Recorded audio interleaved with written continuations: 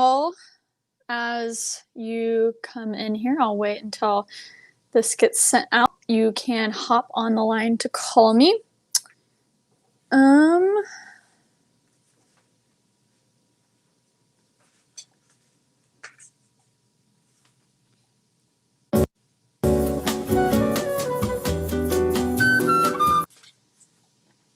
Hey guys, if you are tuning in, hopefully this notification gets sent out. I am going to tweet it and you guys can hop in the line to give me a call. Literally with the phone number, you can call me and you'll be put in a queue. And I'm going to take some of these questions and put them at the end of my podcast, That Creative Life, that is live every single Monday. So as I tweet this, call me, the number. I'm going to tweet it.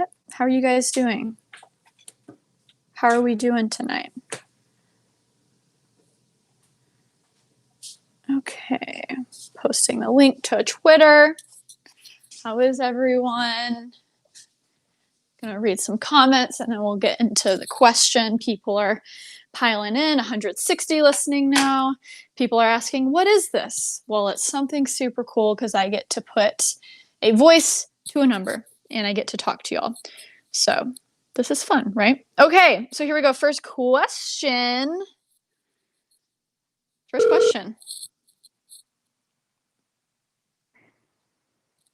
Hello. Hey, Hi. this is pretty cool. Yeah, what's your name? Where are you from? My name's Marcos, and I'm from Chicago. Awesome. And so my question, really, because in the past you hired somebody and you had a little bit of trouble, and someone who, like, I'm building also a media company. Yeah. I'm starting to try to put some of the things that I'm not very good at into other people's hands. Mm. And so I was just wondering if you had any like advice for when somebody you're working with isn't working out. Mm-hmm. Like, how do you walk into that conversation, or would, Definitely. like, in your case, like... Yes, I've done a lot of learning over the past couple of years. And I think I've gotten into a predicament where I try to offload the things that I'm good at just because editing takes so much time. So that's been honestly some of my biggest challenges, is being like, okay, I'm going to edit 2 or 3 videos a month, but I need to offload everything else. So I'm super nitpicky with it. So I think it's really smart to start with the things, obviously, that you're not good at. Those are really the things you should focus on delegating. And so I'll just ask, what are some of the tasks that you're delegating? And maybe I have some experience with it. So right now, there's one person that I'm working with that's really good, and he makes my beats because, I'm trying to make music. And right now, like, that's a project that I'm working on the side. But what I really want to do is create content that's original on my website. Mm-hmm. And so I started with documenting and just talking about, the journey of starting the business and from, like, the very beginning. And so I've been doing blog posts, but I also think that there's certain things that I want to have on my site. So hiring and talking to people who are writers, and I've done some fishing, but a lot of Gotcha. times I feel like I have a hard time just when, like, turning them down, or Mm-hmm. when you're working, when you start working a little bit longer and trying to, like, not be like, I want to be honest, but Definitely. I feel like when you're working with somebody's art, it could be really difficult to tell them that this isn't for us. Right, definitely. Yeah, so I definitely have a ton of experience with this, and only recently. It's always a journey, right? I've been publicly struggling with this, obviously, if you guys listen to the podcast, That Creative Life, so that we can have these open conversations, because it's tough, right? So the best advice that I've ever gotten applied and actually really worked is, if there's, like, 2 things to look for people when you're hiring. And it depends if it's someone who is just a freelancer from Upwork or Fiverr. Those people are much easier to just be like, it's not working out, on to the next. But if you have a person who you're trying to, they have like a great attitude and they're hard workers, but maybe something just isn't matching up, then never be scared to like assign them to another role. I think that's something that I've learned is I've had people in the past that are really good at one thing, but it's not the thing that I hired them for. And you go through awkwardness and you don't want to like, because it doesn't work for anyone, So it's good if you can find like adjusting the role, never being too set in what those people are doing. But if you're hiring them for writing and they're doing terrible with writing, that is a situation where one, you have to blame yourself and say, dang, I did not set them up as well, right? I did not lay out exactly what I needed. That was a lot of my struggle in the beginning is I would hire someone and I just be like, okay, solve all my problems. And they had nowhere to even start. Now I literally have all of these, like this documentation of if I, Right, right. if I, onboard someone for my podcast, they know exactly what to do. So that would be one side. And the other side is just if they just have a negative attitude and they're terrible, you're just going to have a real conversation, allow them 1 or 2 strikes, see if they'll improve. Cause sometimes people just need a little kick in the butt. But after that, you're definitely going to have to have a just honest conversation. Be like, hey, this isn't working out.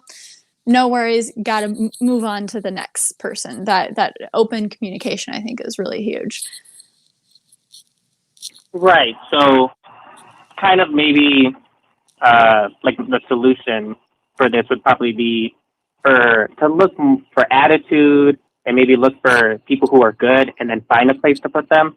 And also, I think like I haven't really tried Fiverr or Upwork, but I think maybe that would be a good role to go down for, just to have them do certain other things that I don't need to. Yeah. But definitely I think that's a really good way to put it. Yeah. And I've definitely there's certain roles that you need someone who you can just text at any point, kind of like bounce ideas off of and have like that open flow of communication. I would definitely say Upwork and Fiverr is for tasks that you actually can lay out, take one day to lay out exactly what you need from a blog post, exactly what you need from like the tweet storm that you want to make from the writing. And then if you give them enough steps and that's something you can just really simply offload to someone, I think that's what work is really good for the Upwork and Fiverr type person. So yeah, thanks for calling in. Thank you so much. That was like, I wrote notes and everything. That was amazing. Thank you so much. Love to hear it. Awesome. I hope you have a good day. Yes, you too. I'll be watching the rest of the stream. Amazing. Bye. Okay, here we go. Another call. Hey guys, what's up? If you are just now joining, you can get in the queue. And I am answering questions, and I'm going to put a few of these questions at the end of That Creative Life, my podcast. And it's always fun to listen to y'all's voice. You're real humans. Isn't this exciting? Okay, I'm first going to take off my sweatshirt real quick, and then I'll answer the next call. I'm sorry. Hold on, guys. Talk to each other in the comments.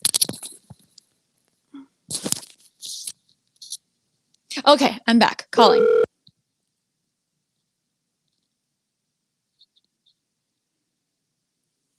Hello? Oh my gosh, it's Sarah. Hi. Hey, how's it going? Good. What's your name? Where are you from? My name is Justin, and I'm calling from Boulder, Colorado. Awesome. Colorado. What's your question? So, I just started a YouTube channel in January. It's just kind of a hobby for me. And my channel's got a lot of varied content right now. I started it because I love to scuba dive, and awesome. So I had all of this scuba footage, and I wanted to learn how to edit videos, and starting the channel was a way to force me to do that.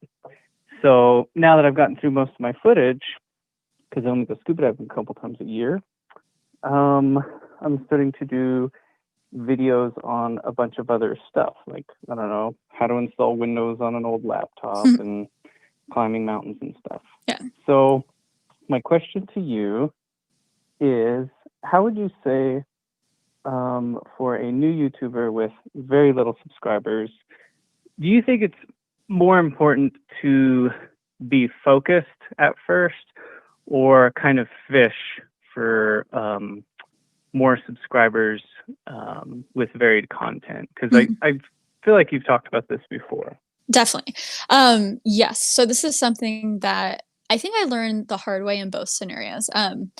One, in the beginning, you like really do not feel the pressure to pigeonhole yourself in the beginning.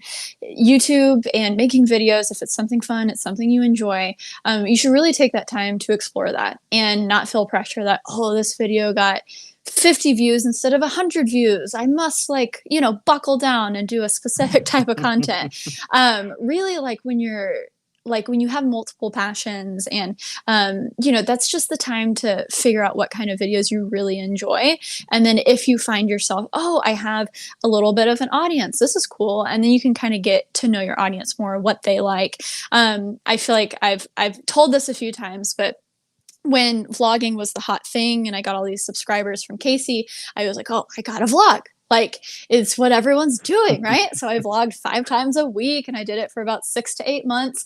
And I was still trying to do, my last season of Creative Spaces TV at the time, but that series suffered because I was focusing on vlogging and I hated it so much. And it wasn't until I really, and okay, I had this big audience now, and it wasn't until I started really focusing on one specific type of stuff. Like, okay, in the beginning, Sarah, what were you doing? What were you having fun doing? And it was kind of the more tech and creativity content. And then I kind of just, merged both the worlds, made it a little bit more vloggy. I want my audience to get to know me beyond the item that I'm reviewing. So I say all that to say, when I did that and I focused on one thing, that's when I started growing again. And that's when I think, my audience kind of knew what they could expect from me. I still throw in special stuff every now and then, but at the beginning, definitely do not feel the restraint to like do one type of thing, have fun, figure it out. If you find yourself with an audience and this is something that can help pay some bills, or you actually want it to be a part of your job, then that's when niching down does help. As much as people hate to hear that, really sticking to one type of content like really works. I mean, variety channels died once the YouTube algorithm became the thing. And I mean, that's, why I have my own YouTube channel for my podcast. As much as I want my entire audience to check it out, I know that it probably would have killed my YouTube channel, So yeah, hope that helped. Yeah, that makes sense. Yeah, definitely. Because, for example, this is the last thing I'll say. I did a night diving video, and that one's doing really good over time comparatively for a small channel. It's got more views than pretty much anything else. So. Wow. Well, hey, and that's what you do and you like to do. I mean, that's true. It also has to be sustainable, right? So maybe you make one of those videos per quarter, and then you fill in the other content with like, I'm going to go through my scuba diving setup. 10 things you need to know before you go scuba diving. Is scuba diving scary? Yeah. Maybe fill in the gaps if that's truly what you want to talk about. Yeah, sounds good. Awesome. Thanks for calling in.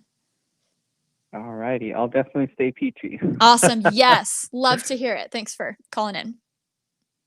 Yeah, thanks. Bye. Bye.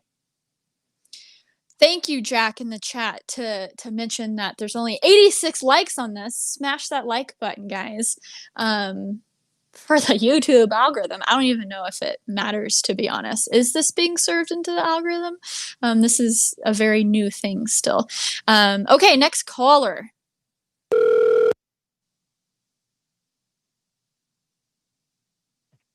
Hello? Hi. Sarah, hi. Wow, that's crazy. What's your name? Where are you from? My name's Ho Young. I'm from Irvine, California. That's in Southern California. I just had a little question. So, yeah, I have a small YouTube channel, reviewing tech just like you, and I also have a full-time job making videos, and it's kind of hard to balance the two when you get so burned out from your full-time job. And I was just wondering, like, how someone like that can also pursue YouTube, like after like a tough work day. Oh, definitely. Yeah. What do you do for your 9 to 5? I'm a digital marketing specialist, but I basically specialize in making videos Oh, so for YouTube. there's mostly. some Yeah. overlap. Yeah, there is, but your like actual passion is for your personal, Right. little side gig, Definitely. So the end goal would to be to start or not start a YouTube channel. You already have one, but for that to be your full time. Yeah, basically. Yeah. Man, this is such a tough question because I mean the only thing I can relate it back to is when I was in college doing electrical engineering and doing my YouTube as full throttle as I possibly could. I just like wasn't sleeping, so I feel like I don't have a good answer because it's literally like, well, you basically do it until it reaches a breaking point where it either breaks you or you break out into the algorithm and you make it a thing. So it's one of those things where I feel like, if you want to still sleep, to maybe, I mean, are your videos about, similar to your job about marketing and stuff like that? No, they're pretty different. So Yeah. the full-time job is mostly on, they're like kind of corporate types of videos. And for my YouTube channel, I review Microsoft products, so like Surface devices and all that. But yeah, they're pretty different. Yeah. Oh man, yeah. I guess I would say if you're really at a point where it's just a ton, it's like at the end of the day, maybe you have to scale back on the YouTube channel for your sanity, but maybe you can focus on more. I mean, if you're doing products, then I imagine that has a good life of its own with search, and people are searching and finding your videos. So it's not super reliant on consistency. I imagine you could probably post one video a month and like still get followers and views. But something that, so I did a second podcast with Linus from Linus Tech Tips, which will be out in a month, I think. And he said something really great that I haven't really thought about. And he was talking about they, started not doing unboxings on their channel because really people would come, they would be like, okay, cool. They would watch the video, but they wouldn't subscribe. They, sometimes they're getting people that aren't there for Linus. They're there for the product. So he said in the past 2 years, their content has greatly changed to, okay, maybe this product is the backdrop of their videos, but what is a title that can be more evergreen and can attract more subscribers over time? It's not going to be a big boom. It's not going to, maybe go super viral, but they're going to gradually get more subscribers because they're there for Linus and the team. They're not just there for the product. So maybe that's something you can focus on and not, like focusing on building community as well as these reviews, and maybe you'll be able to be fine with only doing that, once a month, twice a month, because I understand it takes a lot of energy to make videos. Yeah. Oh, that's really good advice. Yeah. Thank you very much. Amazing. Thanks for calling in. Yeah. Thank you. Bye. Awesome. What's up, guys? Okay, next caller. Here we go. I need to figure out how to, I feel like I figured it out last time, but then I forgot where I can actually call people. So if like a friend or another YouTuber wants to be on the call, I can call them. Let's see, share. Man, I forgot how to do it. Okay, next call. Hello? Yo, what's up, Sarah? How you doing? Good. How are you? What's your name? My name is Deepak. I'm from Kelowna, BC, Canada. I wanted to ask you, so you've been obviously playing guitar for a long, long time and everything. Mm-hmm. And I was just wondering, obviously you're a very busy person being on YouTube and all that. Now, would you ever jump back into the foray of music? I mean, guitar music is quite popular again, like lo-fi, hip hop, etc. That is true. Has been booming for a while now, Mm-hmm. and all sorts of different things. Have you ever thought about going back into that? Man, it's obviously a huge passion of mine and I love it, but it did come to a point where, and I feel like this might happen for people who follow me and love gear and cameras and stuff. There comes a point where you realize you're too obsessed with the gear and not the actual playing or filming. Right. So that's kind of what happened to me with guitar, in that I became so obsessed with the dorky gear side of it that I would be on these forums looking up these crazy niche guitar pedals and, you know, crazy niche guitar amps, obsessing over that. But then, oh, I hadn't practiced for a few weeks. Like I wasn't actually getting better at my craft. So that was like a weird reckoning moment where like I wasn't in love with playing guitar at that moment. I realized that, and it really hasn't come back. So it is still fun to play and like get into the groove, but in order to be a successful musician, like you can't just half-ass that. You know, that's something that you actually have to have a almost delusional passion for it to think that you're going to be successful at it, right? I mean, luckily, I think there are a ton of different ways to be successful with music. You know, you can make beats or you can start a lo-fi hip hop YouTube channel and stuff. But I'm so self-aware that I would need, I just don't have the determination for it, you know, and you need that for music. Do you play music? Yes, I do. I've been playing the guitar for about 10 years. Oh, I got a Fender Jaguar, just so you know. Amazing. What color is it? I went with the classic Sunburst. I just find it Nice. so beautiful looking. Yeah. Yeah. I love it. I love it so much. What kind of style of music did you play? You're from Texas, right? So yes. Were you like a little more rock kind of vibey, yeah. or So what was it? I was in a rock pop band. So it was very, I don't know, like we would like, you know, my favorite pedal was like the freaking Fuzz Factory pedal. And I feel like every song that we had, if it was poppy, I would chill. But some of our more rock songs, you know, I'd be like, okay, what's like a really sick solo, you know, we could do. So it was definitely more rock. But then, you know, I moved to Nashville, and so there's a little bit of country inspo, but then I was like, oh, I hate listening to country. But I feel like listening to country and learning classic country songs on guitar is so different. But yeah, and I would be so obsessed with, you know, every month I feel like there was a new cool delay pedal. So I was really into like atmospheric weird stuff with delays and reverb. But yeah, I very nostalgic about that time. But I don't play as much anymore, and there's literally no desire to get back into it in a serious way. Maybe one day I'll have like, you know, I'll be really old and have a rock band in my basement. Maybe one day. Right. Yo, I've been watching you since the Casey video, and so nice. when I saw you talk about music and everything, I was like, oh damn, like, oh, you got snap. a few more things going on. Exactly. Oh Yeah. yes, and back to the last question that I forgot his name, but when it comes to niching down, you know, I'm definitely one thing on my YouTube channel, but I like to throw in every now and then all the other things like music and basketball, and so yeah, on YouTube people get one image of you, right? For better or worse. That's true. Well, you're awesome. Shouts out to John, and thank you so much for your time. Yeah, of course. Thanks for calling in. Bye. Awesome. Okay, guys, I'm going to try to see if I can pull in someone here. Hold on. Let's see. Oh, man. So there's no way. So this new thing, it's basically, it queues up the calls for you. So all you have to do is press one button to get to the next person, but I can't specify who with the number.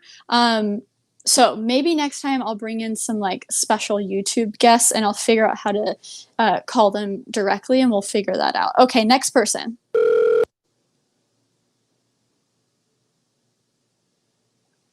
Hello? Hey Sarah, how are you? Hi, what's your name? My name is Maneet Paul. I'm from Connecticut. Awesome. What is your question? So my question for you, a little bit of context. When quarantine life started, I started taking YouTube a bit more seriously, and I had like a video of a chair review that I did that kind of got picked up by the algorithm. And a chair review? Over the past week. Yeah, an ergonomic chair review. Wow. I got it at the right time, I guess. So because of that and like my consistency with uploading every week, I managed to hit like 1,000 subscribers this month, which is a huge accomplishment. Amazing. And I've been reading a lot of books from like Gary Vaynerchuk and just looking online. And one thing I keep reading about is how it's so important to build community within your channel. And you mentioned this with one of your previous callers not too long ago. Mm-hmm. And I just wanted to ask, like, I know you like have the Peachy Fam and it's been such a big part of your channel. What are some ways for like a smaller YouTube channel to build a community? Yeah. Awesome. What is your channel about? And like the video that you made, do you see your videos being similar to that going forward, or is it something different? So that chair review was definitely like a one-off. Like I'm still like to this day experimenting, but in my like future videos, I see myself like productivity, self-help, like personal development, and some tech mixed in there too. But like that's the direction I'm going in right now. Okay, cool. So one thing I will say is it is definitely more challenging when you have views on a video that is then different from what you normally do. But that does go back to what I was saying earlier, and that in the beginning, you should experiment because you never know what will pop off, right? So it just depends if you want to do, is it like an office chair? Sorry, I'm trying to grasp the video. Yeah, that was the Ergo Chair 2 by Autonomous. I made a cool. video about that. Yeah.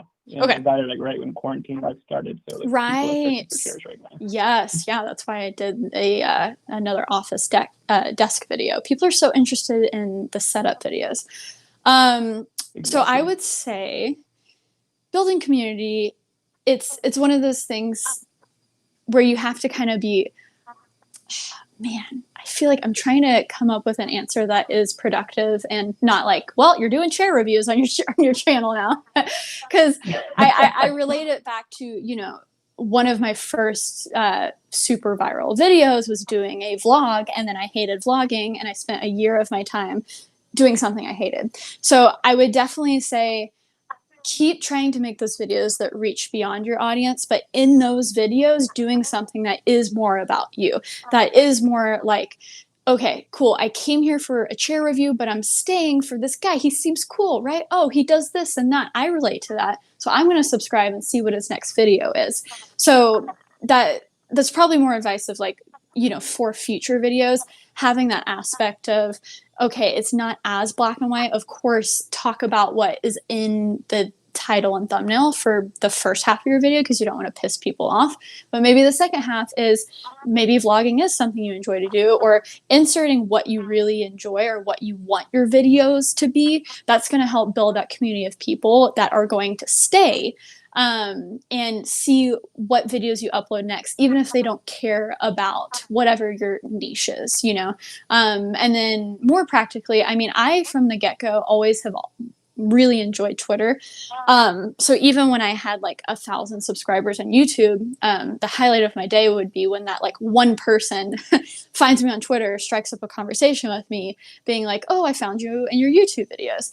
So I think engaging in other social media platforms outside of YouTube can be really effective when you just have conversations with people, and don't use them as like a link dump for your YouTube videos, but use them for what they're for, connecting with people, gaining internet friends, and all of that. I hope that helped. Sorry, I kind of went around and around in the beginning because at some point it kind of is like, oh, if you do get the attention from that type of video, they're going to expect that. So you have to make a choice, right? Go down that road because you see it being beneficial, but hey, you can add in your personality and other things that you want to do along the side. Or you just take a completely different direction towards what you really enjoy and hope that you can find attention through those avenues. Exactly. And I love what you said about like, even if it's like 1,000 subscribers you have, like using Twitter and social media as a way to like even connect with one person. Like that one person could be like, you don't know who that person could be, right? Yes. And that could turn into so many more.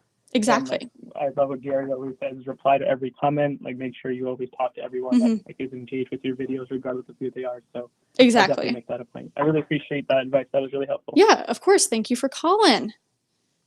Thank you. Bye. Okay, let's see if we can get Jock in here. I have his phone number. Okay. Let's see. I'm going to add call. And then I'll open up the line again very shortly, guys. Let's see, add call. And then I'm going to go, I have to add, dialer. Here we go. This is a learning process, y'all. I'm going to see if his phone number works here. Let's get a sneakerhead in here. Okay. I'm going to, oh my gosh, I almost said his name or said his phone number in this stream. That would have been bad. Don't want to dox anyone out here. I hope this works. Okay. Here we go. Call. Let's see.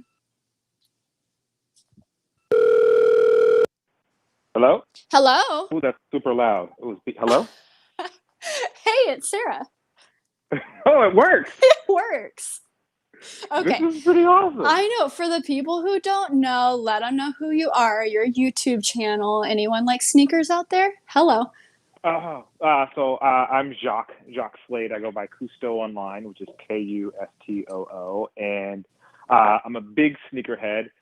But my channel is all about sneakers, but like I'm super into tech, and so like I'm super cool with all of like the tech people, and that's why I know it was it was so funny when I first got to know Austin, and you know, in their office and stuff. You were always kind of someone who was around, but I didn't know who you were.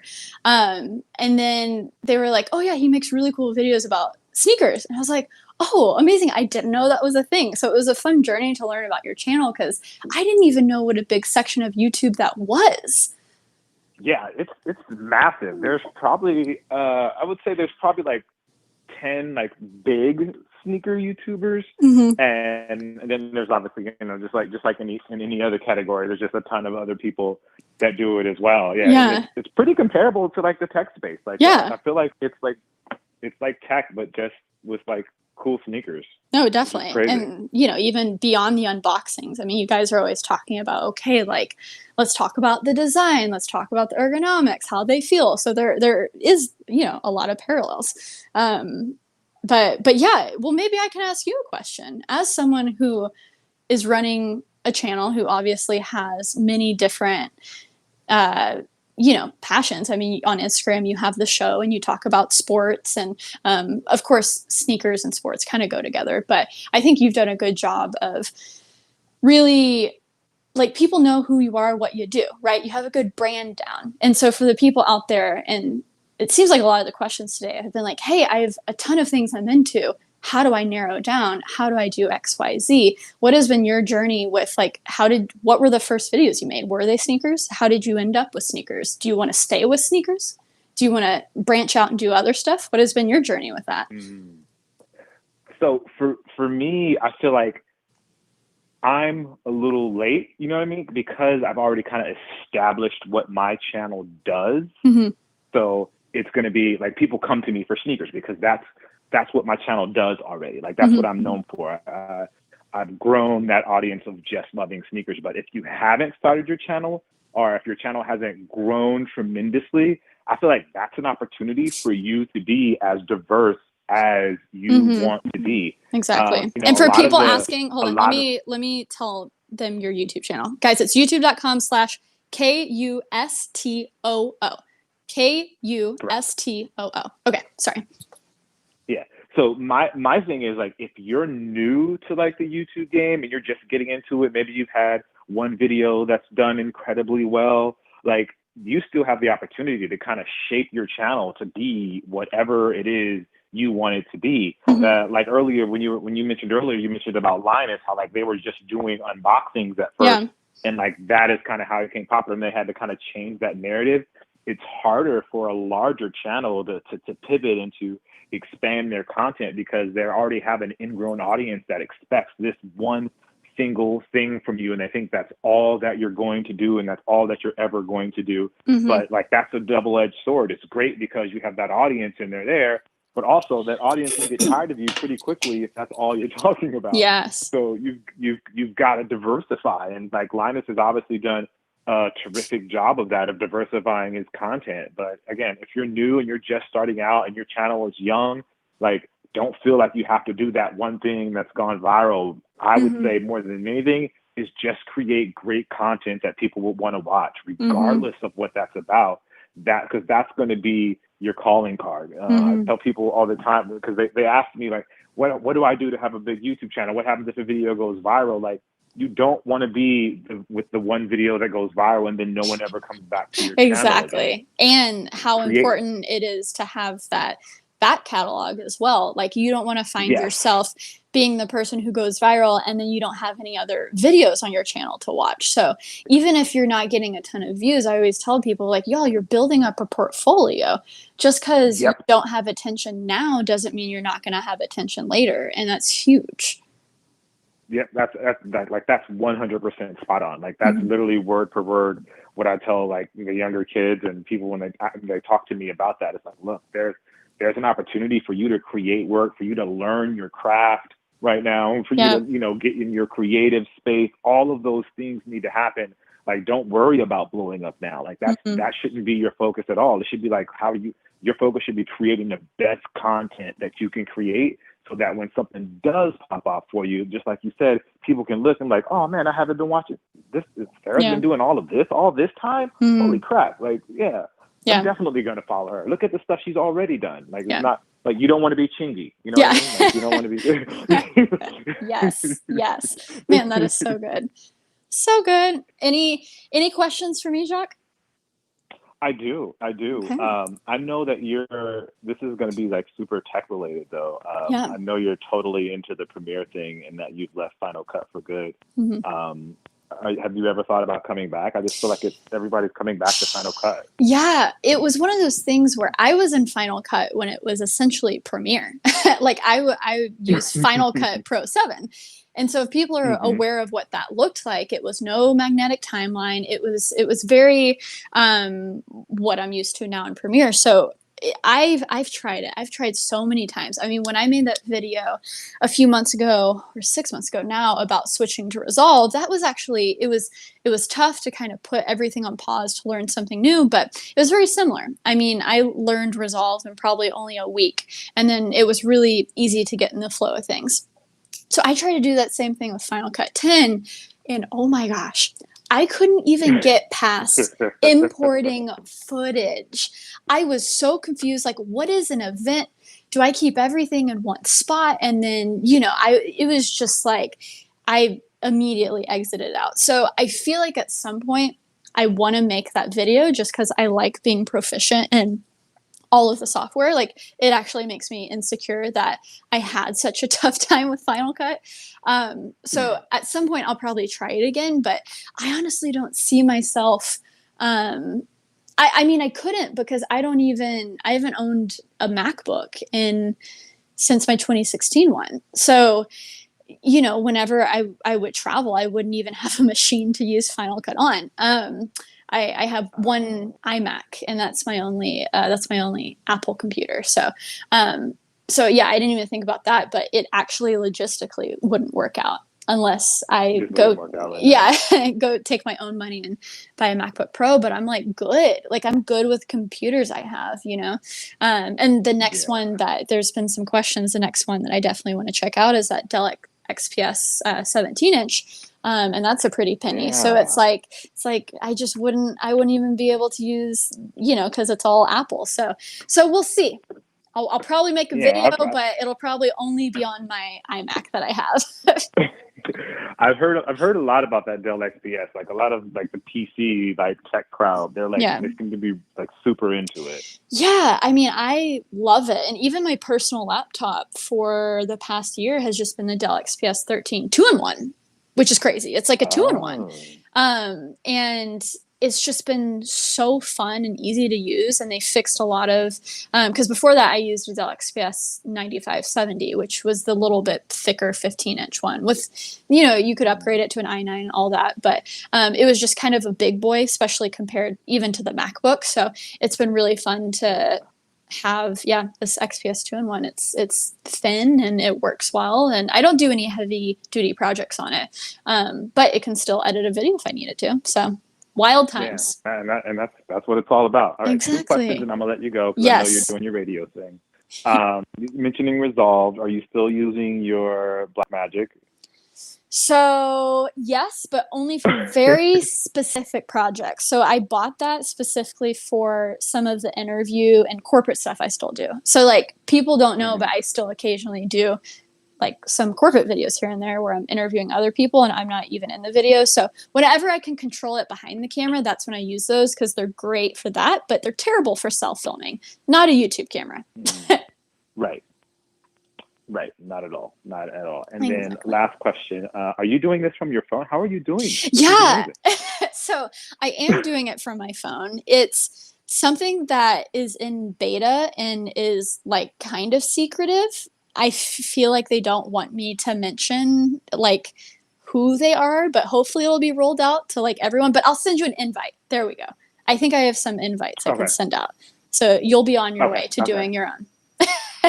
I'm definitely gonna give this a try. I feel like I'm Yes. on DT. This is like DT Radio. Thanks for calling Exactly. in. It's fun. Yes. Well, Jack, thank you so much for calling into Serodici No Radio. problem. And I will Thanks- see you on the Thanks internet. for having me. Yeah, I'll see you. All right. Bye. Bye. That was fun. Okay, opening up the fan lane again. So yeah, for everyone who kept their phones open, when I open the fan line again, it just hops right back into queue. Okay, so we'll do a few more questions here. Hello.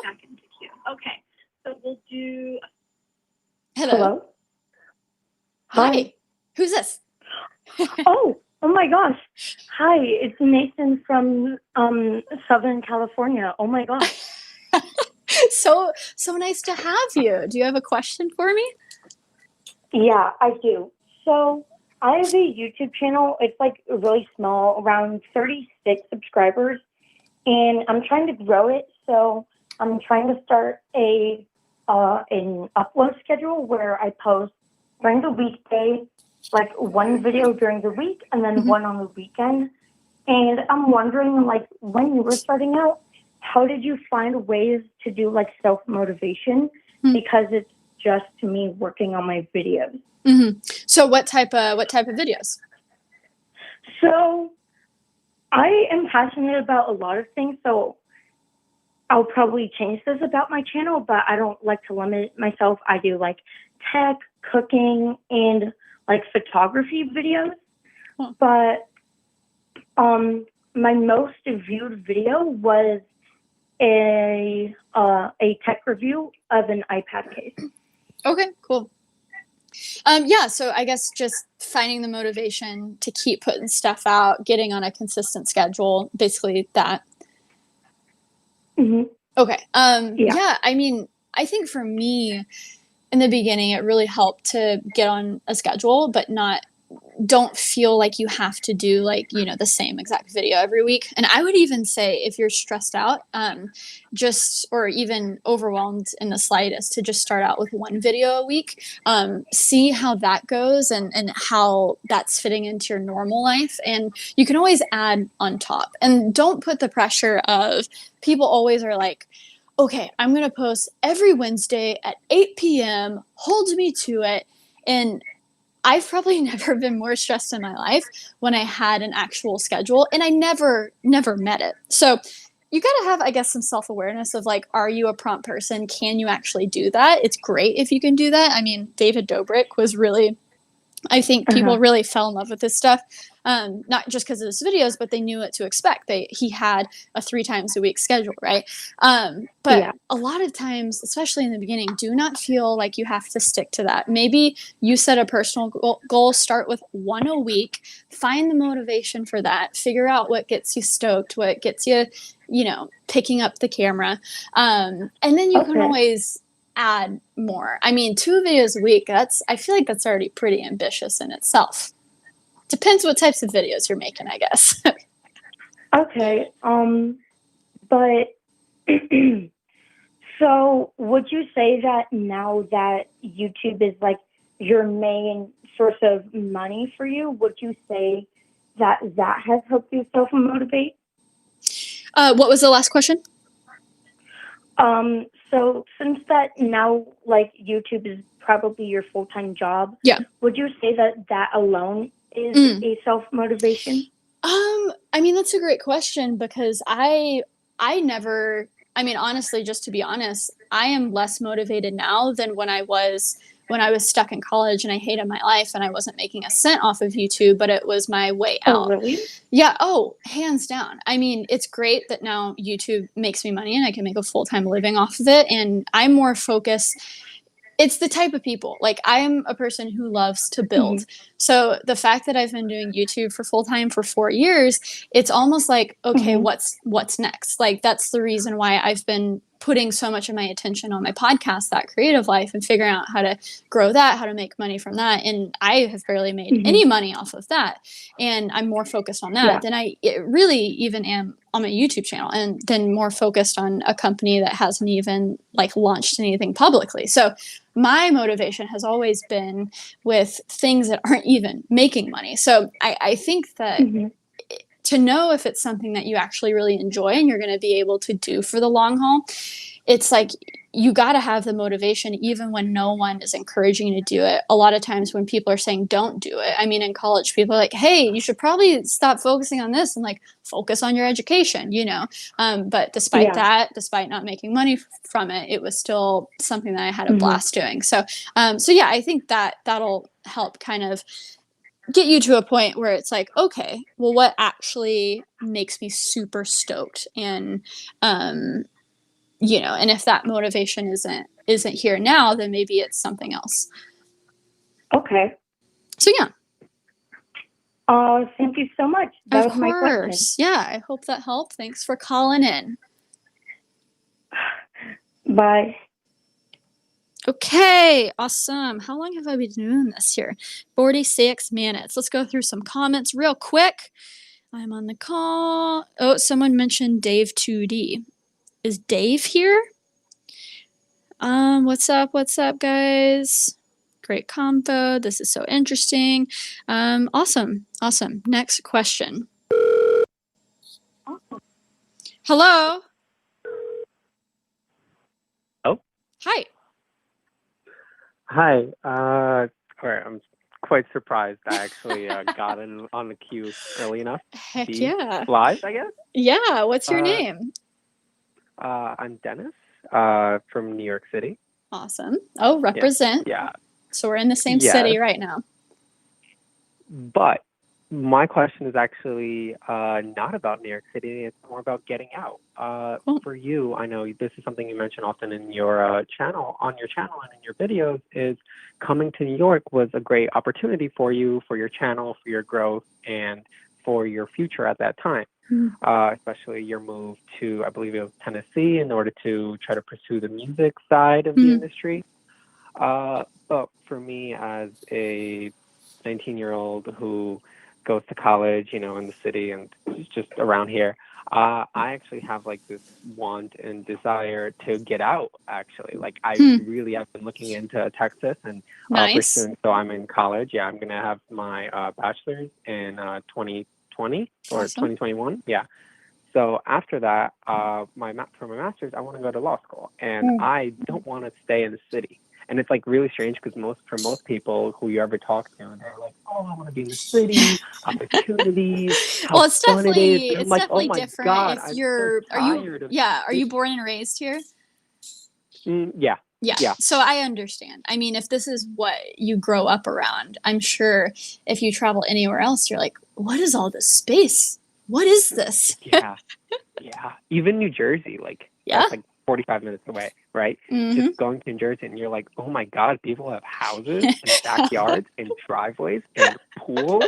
And I'm they sure can have a barbecue. Yeah, I'm sure this I pandemic feel like is making most of you the think country twice. doesn't understand us right now. Yeah. Yeah. Oh, because we're all in our tiny apartments. Yes. Yeah. Yes. And I feel like, you know, Corona only. I don't know. Oh, I'm not allowed to say that. No, you're fine. You're allowed. I'm not monetizing this.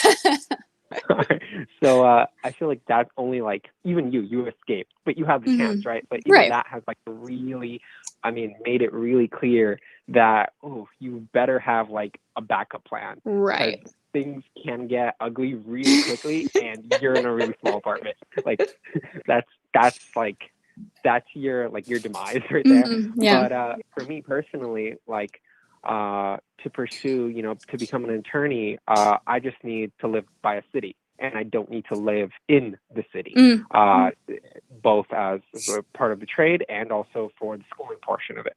So I've really been looking into Texas.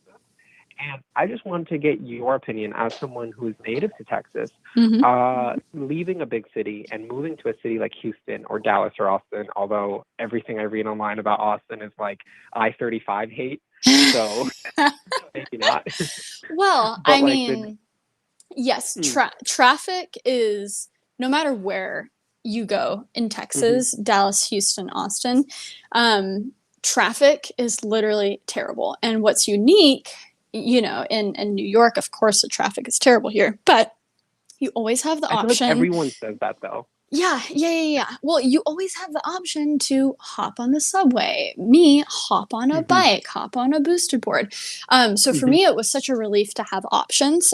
In Texas, it's nowhere close to LA. I mean, LA is just terrible, where you're sitting in a car for 2 hours to do one meeting. So I would say it's definitely not as bad as LA, but it's still, the traffic is still awful. So you do have to consider how far outside the city you're living. In terms of like the coolness factor, coming from New York, you have to have that moment of self-reflection of like, what type of human are you? Do you like a faster scene? Do you feed off of people's energy? And if you want basically a in-between city suburban life, I would definitely say Austin would be the coolest place to be. Traffic is worse than Dallas there, but you have a lot of culture there that is just like fun to be around. Dallas is diverse. It's much more diverse than most of Texas. But everyone, like, Dallas is made up by the suburbs. Like, everyone is in their own suburb doing their own thing. Very rarely, like, of course, Fort Worth is fun. Dallas can be fun.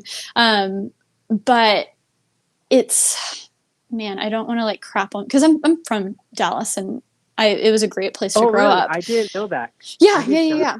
We're from Dallas. Yeah. Yeah. So Okay. I would basically say, I'll give you a order. It would be Austin, and then it would be Dallas, and then it would be like any other city, and then like Houston. Really? That's really interesting. Why? But that's my opinion. I've only been to Houston a few times, and it's just man, I feel like I'm going to be ripped up in the comments for people who are from Houston. I don't want to offend them. Oh my God. But it's just, well, okay. Oh my God. I'm going to say it. People call Houston the armpit of Texas. And it's kind of just The like the what of Texas? the armpit of Texas. Oh my God. So it's like the Florida equivalent of America? There you go. Yeah, there you go. Because, it's like it has its quirks, but at the end of the day, it's like there's nothing super special about it. So if you want to keep the quirkiness, because I imagine you do like some aspects of New York where there's a good bar, restaurant, people scene. Oh, yeah. You Yeah, know, definitely. and even though Texas can be like super one thing, I did grow up around a fairly diverse crowd. I mean, that's what I love about New York, is it's like you get to see everything. So it's not, exactly that, but I would say definitely Austin and Dallas are up there. And then if you're creative and you like the creative arts scene, I mean, just the fact that Austin has South by Southwest every year is something to consider as well. So yeah, I mean, I think you're gonna like suburb life because, again, you get all the space, especially after Rona. It's like a new thing. People in cities are like, oh my gosh. But having that for the first 20 years of my life, I definitely still feel like I got some city time in me. Because right now I'm 20, so I have the complete opposite, where 20 years of my life have been in the city. I don't really need a car. I can just go outside and like play, and like the park is literally 2 minutes away. And like, I have so many neighbors, and in college, like, I have friends that are like kind of close, but also like not super close, but like I can commute there and be there faster than a car would get there. Yeah. And also like, I went to school in Long Island City, and so it's just like I really like New York for what it is. Yeah. But the more I live here, the more I realize that, like, I'm still young, obviously. But I Yeah, feel old. it's so Siblings. worth it to yeah, you feel I mean, I feel that. New York ages you, man. So Yeah. it's so worth it, I think, to see, you know, how literally probably 80% of America lives. Especially when Yeah, you're but born like, and raised, you know, in New York or California, mhm. you think that, oh, everyone's like this, right? But Oh my God, yeah. it's definitely the norm is not paying $2,000, $3,000 a month for your apartment. The norm also isn't paying like $1 million plus in a suburb of Queens for a house that is like Yeah. a sixth of the size of How what you dumb can is get, that? half of that Exactly. That's California, like why. in the suburbs of LA, like Mm-hmm. Mm-hmm. suburb of Manhattan. Like people not from New York, but like put geography, there's 5 boroughs, all boroughs except Manhattan are pretty much suburbs, except like parts of Brooklyn, Yeah. obviously. But like just paying for upwards of $1 million for a house that's Oh, it's literally insane. a fifth of the size of something in Yeah. California, a suburb of LA. And it's like, wait, I can just move to LA and like Yeah. still live in a city, except like enjoy better real estate. I feel like it's Mm-hmm. not just real estate, in my opinion. It's like just looking at my parents and the way I was brought up. Although I am young, obviously, I don't see myself wanting to have a family in New Mhm. York. Yeah. Yeah. It's something And like, what's your that, opinion on that? Would yeah. you like dip out of New York Mhm. eventually when you do have kids? Yeah, I mean, that's something that I think about literally all the time, especially being a woman. You literally have to plan your entire life around that. So it's almost like the feeling of I want to go full out, like full on as much as possible, be in the craziest city possible with the most opportunity during this time of my life in my 20s. Because, yeah, it's like on one side, oh, how cool would that be to grow up in this like center of culture and where a lot of cool things are happening, and you can go to like you know, these fancy museums on field trips, but then on the other hand, I don't want my kid to like get run over by a car and like have some green Yeah. grass to play in. So who knows, it's something that, yeah, I think about a lot, and that's why it's like I either have to make so much money in the next 10 years that I can have a backyard in New York, or we just gotta go hang out in California or Texas, you know. Make enough money to like afford retirement. A like, normal, after 40 years exactly. old. Yeah. And No, somewhere exactly. else. That's stop like working where, at 40. Just yeah. stop uploading to YouTube, disappear, delete your Instagram, and enjoy retirement. Exactly. I mean, that's where my mind is right now of like, I need to make all of my money in the next 10 years so I can just like live a normal life. Enjoy Yeah, life. with children. So but yeah, like having this conversation, I'm sure a lot of people in the comments are like, oh, that's insane, what are you even doing? But there's a certain attraction to like a city that provides a ton of opportunity, and I love buildings. So who knows? And I wish you good luck on your Texas journey. I think that'll be exciting. Thank you. Hey, thank you so much. I was really surprised to be able to talk to you. Yes. I got in at like the 5-minute mark, and I did not expect. I thought, oh, there has to be like 60 people ahead of me. And it was like 5 well, you people. got it. There Well, was only, now, like 6 people. yeah, And now, a guest. Right? now people know that you gotta be here. You gotta have your notifications turned on. Be here in the that first you're 5 real, minutes. That you're not an AI robot. I am real. I mean, what is it? Yeah, Whitney Cummings robot. That you're not a robot. You're a real person. Like I'm having a conversation with you. Exactly. No, and yeah, that's why this is so fun. So, thanks for chatting. Thank you. Bye. Amazing. Okay, guys, thank you so much for tuning in. We've been doing this for 58 minutes, an hour. I think this is a good stopping point. I'm going to go through some of your questions in the comments real quick. Why no Android? Also, can you post this video to rewatch? So, yes, these questions will be at the end of my next few podcasts, That Creative Life. You can subscribe on Apple Podcasts, Spotify, wherever you listen. I'll put some of these questions at the end of the podcast with my guests. Why no Android? I mean, I like my iPhone. I'm very agnostic when it comes to computers. You know, I love my Windows laptops, my main gear PC, as well as my iMac at my apartment. So I find myself sometimes, honestly, really enjoying Windows more, which is crazy. But I've always been an iPhone person. Not always. I started with Samsung actually, but iPhone just works for creating content better. Just kind of like all of my workflow is much better. Let's see. Number one fan, shout out. Thank you, everyone. Why do you not use Android? Why are people wanting me to use Android? I mean, I review some Android cameras from time to time, and I again can enjoy those phones. But that's why I keep my coverage of phones pretty limited. I only like Samsung phones and Pixels and the occasional wild card out there. I'm pretty picky when it comes to Android phones. So yeah, I only review a few of them. So, okay, guys, I am so sorry if I did not get to your call. I will do this again in a couple weeks. You know, you got to make sure to hop on here and get in the queue within the first 5 or 10 minutes. So if you turn on notifications, we will do this again in the next couple weeks. Thank you so much. And yeah, until next time, guys, I guess, stay peachy. Okay. Well, I don't even know how to end this. Let's see. Okay.